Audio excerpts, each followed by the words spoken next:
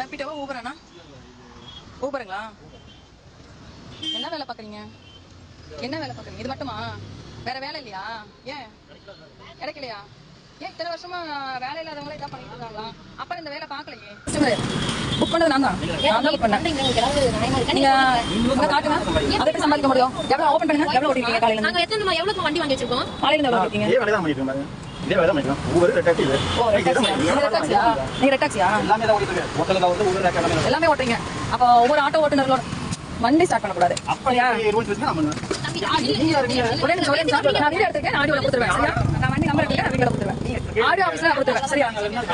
என்னோட ஓட்டுங்க. ஸோ இவங்க ஐடியில் போய் பார்த்தா இந்த மாதிரி தான் நிறைய வீடியோ இருக்குது. ஸோ அவங்க என்ன சொல்ல வராங்க அப்படின்னா, இந்த மாதிரி ஊபர், ஓலா, இந்த மாதிரி ரெட் டாக்ஸி இந்த மாதிரி ஓட்டுறோம், டூ வீலர் ஓட்டுறவங்களால ஆட்டோ வந்து பாதிக்கப்படுது அப்படின்ட்டு சொல்கிறாங்க. ஸோ ஆனால் பப்ளிக்கில் போயிட்டு இந்த மாதிரி செய்கிற வேலையை வழிமறிச்சு இந்த மாதிரி கேட்குறதுலாம் ரொம்ப தப்பு, வீடியோ எடுக்கிறதுலாம் அதெல்லாம் ரொம்ப தப்புன்னு தான் நான் நினைக்கிறேன். யாருமே கஷ்டப்பட்டு தான் வேலை செய்கிறாங்க.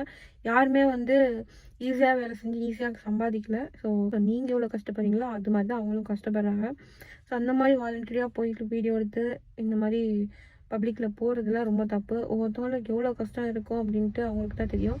ஸோ அதான் இது பண்ணுறதுக்காக இவங்க ஏதோ ஒரு கிடைக்கிற டைமில் ஒரு வேலை வந்து ஈஸியாக செய்யணும் அப்படின்னா, அது ரேபிட்டோ, ஊபர் அப்படின்னா நமக்கு எப்போ தோணுதோ அப்போ லாகின் பண்ணி வண்டி ஓட்டுறது அப்படின்லாம் வச்சுக்கலாம். வந்து இவங்க தப்பு. ஆட்டோ வந்து அடி வாங்குது அப்படின்னா கண்டிப்பாக ஆட்டோவுக்கு நிறைய எஃப்சி இந்த மாதிரி நிறைய வந்து செலவு பண்ணுறது இருக்குது வருஷம் வருஷம். அதே மாதிரி தான் காருக்கும். இப்போ காருக்காரங்க நினச்சா ஆட்டோக்காரங்கிட்ட வந்து ஃபைட் பண்ண முடியுமா?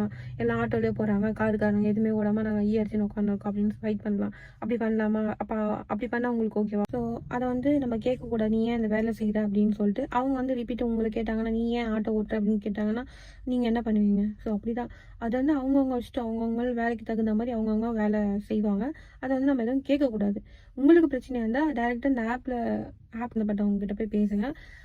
அப்படி இல்லைன்னா ஒன்றும் பண்ண முடியாது. மக்களுக்கு எது வந்து கம்ஃபர்டபுளாக இருக்கோ அதுதான் சூஸ் பண்ணுவாங்க. நாட்டோக்காரங்களும் வந்து எல்லாரும் நல்லவங்க கிடையாது.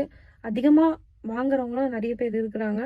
ஸோ அதையுமே யோசிச்சு பார்க்கணும் நம்ம. பட் அப்படி நீங்கள் வந்து தடை பண்ண எல்லாம் ஓட்டக்கூடாது அப்படின்னா பஸ் ஓட்டக்கூடாது, கார் ஓட்டக்கூடாது, அப்படி ட்ரெயின் முக்கியமாக ட்ரெயினும் போகக்கூடாது. அப்படி எல்லாத்தையுமே இது பண்ண சொல்லுங்கள். அப்படின்னா ஓகே. ஏன்னா எல்லாத்துலேயுமே ட்ரெயின்லலாம் இன்னும் நிறைய பேர் போவாங்க. இது சொல்ல மறந்துட்டேன். இப்போ மெட்ரோ வேறு வந்துடுச்சு. ஸோ மெட்ரோ வந்துட்டு ஃபுல்லாக அவ்வளோதான், எல்லாம் மெட்ரோவில் தான் போவாங்க. பஸ்ஸில் ஏறிச்சிட்டு போகிறாங்க. யாருமே இல்லாமல் காலியாக போகுது பஸ்ஸே. ஸோ அப்போனா எல்லாமே அடி வாங்க தான் செய்யும். அதுக்கு நம்ம வந்து கவர்மெண்ட் கிட்ட தான் நீங்கள் கோரிக்கை வைக்கணும். நீங்கள் பப்ளிக்கில் போயிட்டு இந்த மாதிரி பண்ணுறது ரொம்ப தப்பு. ஸோ அதுக்கு என்ன ஆக்ஷன் எடுக்கணுமோ அது பண்ணுங்கள்.